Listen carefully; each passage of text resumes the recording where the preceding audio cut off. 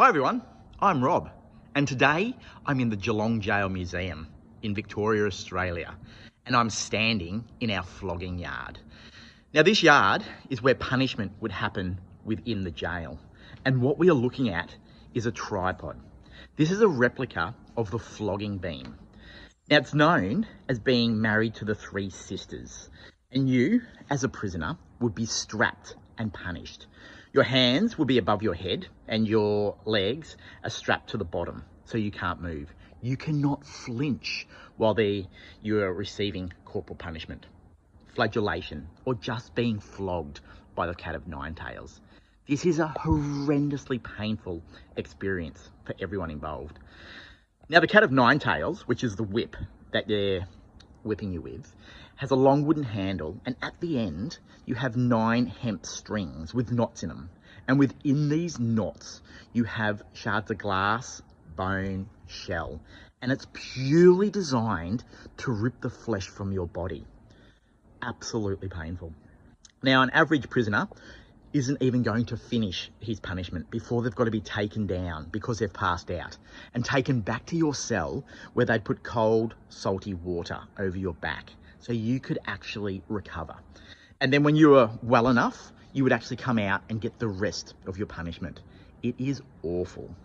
Now you need to imagine what you'd be. You'd be shirtless here, even if you're a female, male, it didn't matter in Victoria. Prisoners of all classes got flogged.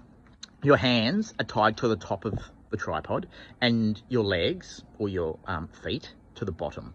You have a leather strap around your neck to protect your arteries, and you also have a leather belt around your kidneys. Then they actually flog you. Now, it's not that long ago that this still took place in Victoria. The last person in Australia to be flogged by the cat of nine tails was a prisoner by the name of William O'Mealy in Pentridge Prison, Melbourne. Now, O'Mealy was in jail for killing a police officer in Melbourne, but he escaped in 1957, recaptured, and he was sent back to Pentridge, and this is where he was flogged. He was flogged 12 times with a cat of nine tails. So you need to imagine that is over 108 cuts on your back. Ouch. Now he said, or it was well reported, that his back and his rib cage was exposed from the violence of the flogging that was given to him.